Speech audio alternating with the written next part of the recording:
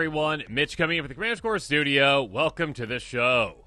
So on today's episode, I've got a fun one for you. I'm going to be talking about some massively powerful commanders that absolutely dominate the table and dominate your opponents, and well, of course, there's a handy-dandy link in the description below in case you're interested in any of the cards of this episode. Now, with all that said, let's jump into them. First up, Absolute Virtue is absolutely powerful and absolutely brutal. An 8/8 Avatar Warrior for 8 mana in Azorius. But hey, it can't be countered. It also has flying. Oh, and by the way, just a tiny little note here. You've got protection from each of your opponents, which means that you can't be dealt damage, enchanted, or targeted by them. Absolutely insane. Basically, a protection bubble that this puts you around while also being uncounterable in an 8/8 flyer. So, yeah, very easily a 2-shot, if not a 1-shot KO on any opponent. Again, all you need is double strike. You're in white. You've got plenty of ways to do that. It's already got evasion, and you just need 3 extra power right there to do so, all while it says, hey, stay away from, the actual player itself. You're not going to be able to touch me at all.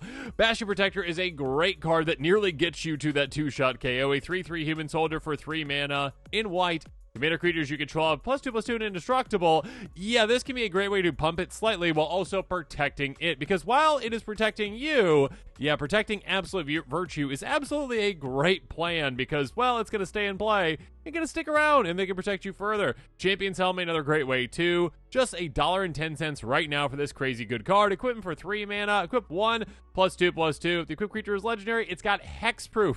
Hexproof is a keyword now that we don't see ever these days anymore. Really, it's been replaced with Ward, but now giving it Hexproof means, hey, opponents, stay away from Absolute Virtue. You cannot touch it. So yeah, stack it up with Hexproof, Indestructibility, all the things. Keep it in play while it keeps you alive and takes out your opponents. Such a massively powerful, massively brutal commander. Zacama Primal Calamity is such a solid commander, such a massive threat, and one that literally can just end the game as soon as it hits the table. Well, it hits the table many times. A 9/9 Elder Dinosaur with Vigilance, Trample, and Reach, all the keywords, for 9 mana in Naya. Well worth the cost, though, because, hey, when it enters the battlefield, if you cast it, untap all lands you control. So literally, you just get all that mana back and potentially then some. By the way, by paying 3 in red, 3 damage to our creature, 3 in green, so target artifact or enchantment, 3 in white, you gain 3 life. Yeah, there are plenty of ways to go infinite with this, though, actually. So being able to just go, oh yeah, by the way, hey, I've got Meticulous Excavation in play. A simple 1 mana enchantment just for a single white mana. By paying 3, you return target permanent control back to its owner's hand.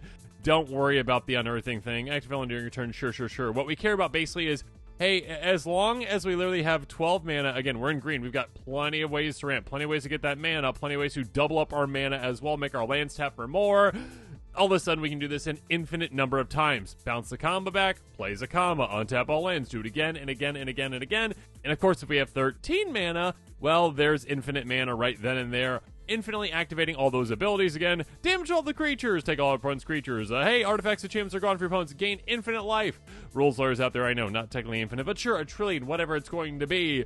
And of course, you've got plenty of ways to win from there. Any kind of impact tremors in play, you win. A stuffy doll in play, you win. Anything else, you win. Teamer Sabertooth, another great way to do this even cheaper. 4/3 cat for 4 mana by paying 2 in green. Return another creature control back to its owner's hand. And by the way, Teamer Sabertooth protects itself too. Great, good for you. And again, basically reducing that cost down of the combo needed only to there's 1 less mana. So yeah, there are tons of ways to go infinite with Zacama. It is such a massive threat that, again, literally you don't even need to attack with this one to win, and it's a 9/9. Such a crazy good commander. Jin-gitaxias Core Augur is a massively powerful, massive commander that is massively annoying as well. A 5/4 Praetor with Flash for 10 mana in blue. Oh, by the way, at the beginning of your end step, draw 7 cards. Each opponent's maximum hand size is reduced by 7. Absolutely insane. This is a commander that says, hey, opponents, you know what's going to happen? Your game plan is completely shut down, and mine is just hypercharged. Your game plan is now all of a sudden Yu-Gi-Oh! Heart of the Card style, and you better just absolutely hope you actually get something useful because you're never going to have a hand. So essentially, you cannot react to what I'm doing. You are literally just hoping that you get something off the top of your library, and if not, you lose, which is just basically what's going to happen. You're just going to be losing. Cards that work really well with it, Geode Golem. I mean, the earlier you can get this out, the better. You cheat out into play a 5/3 Golem with Trample for 5 mana. If it hits an opponent, you may cast your commander for the command zone without paying its mana cost. So yeah, just for free. Free!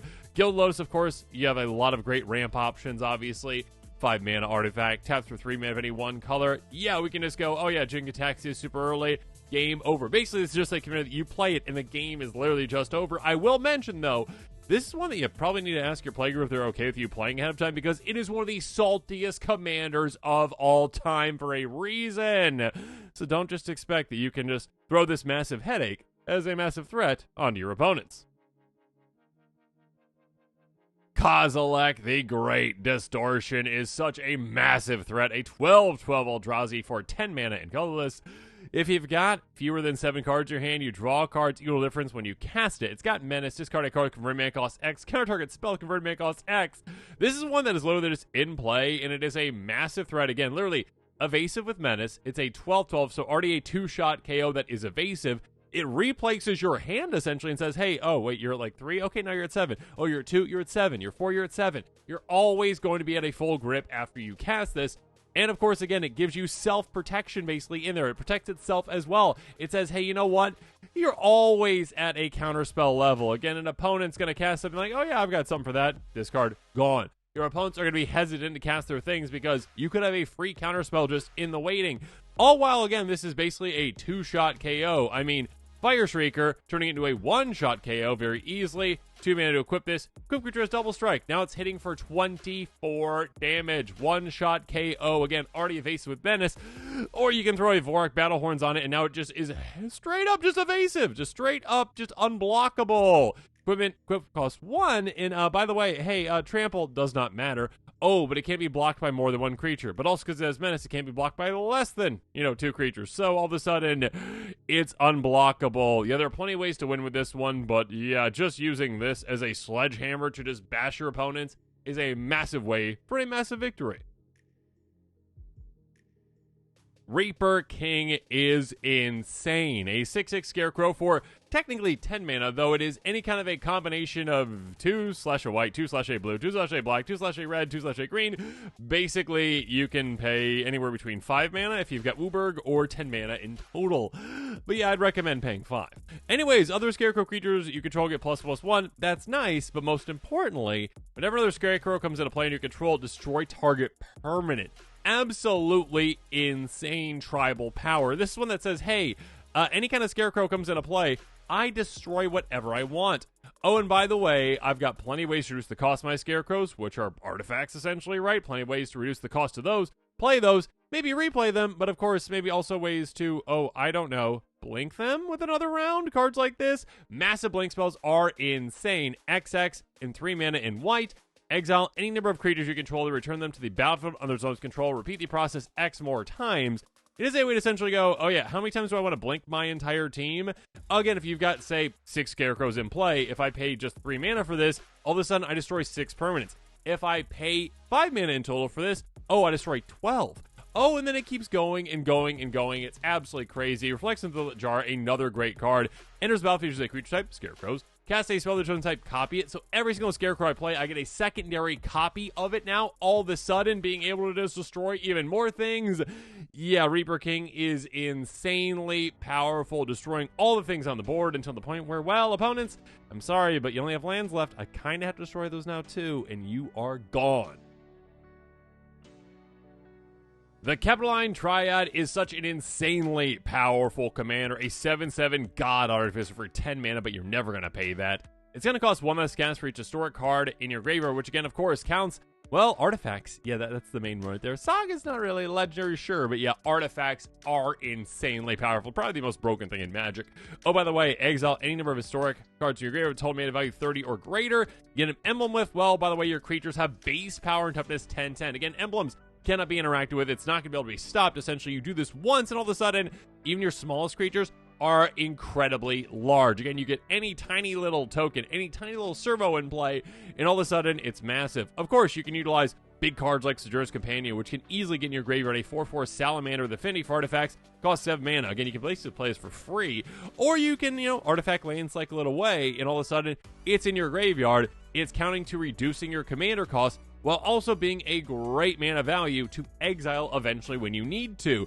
Oh, by the way, Perpetual Time Beast, very, of course, easy, low to the ground cards like this one that can mill you, or a huge artifact for 2 tap, mill 2 cards, pay 2, exile, shuffle cards from your graveyard back to your library. Yeah, when you need to do that, great, but early on when you just need to go, okay, yeah, get this down, start milling, start getting cards in my graveyard, reducing the cost of my commander while also making it so that eventually it's very easy to activate that and all of a sudden have 9/9s everywhere. It's an insanely powerful, massive commander that makes all your other things massive. Ulamog the Defiler is insanely cool, insanely good, insanely brutal. A 7/7 Eldrazi for 10 mana. Whenever you cast a spell, target opponent exiles half their library, rounded up, or sacrifice 2 permanents. Brutal. Also, hey, by the way, enter the battlefield with a number of counters on it equal to the greatest mana value among cards in exile. Oh, and yeah, it's got Annihilator X Rex, the number of counters on it has. It's insane. It's just a giant creature, again, that literally is like, oh, by the way, you know that incredibly disgusting mechanic of Annihilator, that keyword? Yeah, by the way, I have that, but for X. Again, the upper threshold of that is just literally your opponent loses their entire board when you swing. It is crazy good, crazy powerful, just essentially one that goes, yeah, okay, first of all, when I get cast, I get rid of all of your things. Oh, yeah, by the way, your library is basically half gone. What's the highest mana value in there? Like 6, 7? Cool. All right, all of a sudden, I am at, well, again, like a 13 or 14 power, a 2-shot KO, basically automatically. Oh, and when I swing, you lose most of your things. Oh, but of course, there's other ways to make you lose even more of your things. Throw on a Terrian Soul Cleaver, and all of a sudden, this creature has Vigilance. Oh, and if an artifact creature hits the graveyard, I get a counter on this. By the way, I'm making you sacrifice things.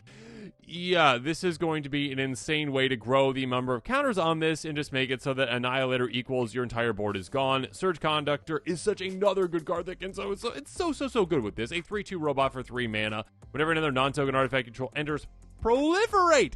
Get even more counters on this. Make it so that your opponents have absolutely no shot. As soon as you swing with this, their game is over. A crazy good commander. Emrakul has many iterations, and Emrakul the World Anew is so massively powerful and so brutal. A 12/12 Eldrazi for 12 mana. When you cast it, gain control of all creatures target player controls. Hey, your entire army is mine. All that work that you did, all that you built up, it's now mine. Oh, by the way, I also have flying and protection from spells and from permanents that were cast this turn, so yeah, good luck stopping me. By the way, hey, if I leave the battlefield, sure, the sacrifice all creatures I control, you don't get them back. It's not like, okay, I mind control and then give them back. No, I mind control, and then this is gone, whether because I chose that or you chose that. Yeah, all those creatures are gone. Oh, by the way, Madness just pays 6 mana, so all of a sudden, the casting cost is cut in half after I, well, maybe get it back to my hand with something like, well, Erratic Portal. Pay 1, tap, return to our creature's own hand unless the controller pays 1. Yeah, just be able to easily bounce my commander back to my hand as soon as basically another opponent has a better board state. Go, okay, this army I stole, I don't like it anymore. Okay, that goes away. I get it back to my hand, and then I'm going to use Patchwork Gnomes to discard Emrakul. Regenerate Patchwork Gnomes, that's nice, and go to protect itself. But also now, my commander just costs 6 to get back out into play. Yeah, do so. Gain control of a new set of creatures, a new giant army, and now I've got the best army on the board again. Such a brutally effective, such an amazingly powerful commander that can so easily dominate a table again and again and again. Ghalta Primal Hunger is so incredibly hungry for victory. A 12/12 Elder Dinosaur for 12 mana, but you're never going to pay that in green. Spell costs X less cast for actually total power of creatures you control. It's got trample. So many cool ways you can build around this one. Dinos in Cars, make sure you check that episode out with this one. That being said, this is one where it's like, yeah, I am, again, a 2-shot KO, most likely a 1-shot KO very easily, and I do have trample to get through. Of course, I have a lot of other effective, incredibly good threats as well, like, I don't know, Gigantosaurus, a 10/10 for 5 mana that literally reduces the cost on its own of my commander to down to just 2 mana. Another massive threat for me that all of a sudden get even bigger again with other things that are already part of my game plan, like Unnatural Growth, enchantment for 5 mana in green. At the beginning of each combat, double the power toughness of each creature you control until end turn. Again, basically making it so that if my commander isn't in play, it reduces the cost even more by doubling up my creature's power that are already there, basically, again, to easily get my commander's cost down to just 2. Then when my commander is in play, I'm hitting for 24. I am one-shotting my opponents super easily. Such a fun commander. Again, go check out my Dinos and Cars deck tech on this one, and you can build around it in so many fun ways. Finally, with a name that fits, Emrakul the Promised End, a 13/13 Eldrazi for 13 mana, costs 1 less cast for each card type among cards in your graveyard. By the way, if you cast a spell, you gain control of target opponent during that player's next turn. After that turn, they get an extra turn, flying, trample, protection from instants. It is so hard to deal with this one, and by the way, it is one that keep coming back again and again and again because of that card reduction, and it's evasive, and has trample get through. And yeah, again, the biggest part of it, it steals an opponent's turn. Sure, they get an extra turn after this one, or do they? I mean, again, by just stealing their turn, all of a sudden you can just throw their entire game plan out the window, just eviscerate them, and also make it so that maybe even they don't get that extra turn, Ugin's Nexus style. Ledger artifact for 5. A player would begin an extra turn, they skip it instead, and if this hits the graveyard, you get an extra turn. That being said, again, an opponent, again, you would be granting them an extra turn with Emrakul. You are taking that turn from them and not giving them one. Keening Stone is such a cool card with this commander as well. Artifact for 6, pay 5 tap. Target player mills X cards, X the number of cards in their graveyard. Basically, double up your graveyard, mill again and again and again. Plenty of ways to ramp with this deck, but of course, a way to reduce the cost of our commander to basically, not nothing, but down to a lot less than what it costs is to get our graveyard chock full of different card types. This is a very easy way to do that. Emrakul is so fun, so brutal, so amazing, and so incredibly powerful. And with that, this episode is coming to a close. Make sure you comment below with your thoughts on this one, and of course, as always, thanks again, and have a good one.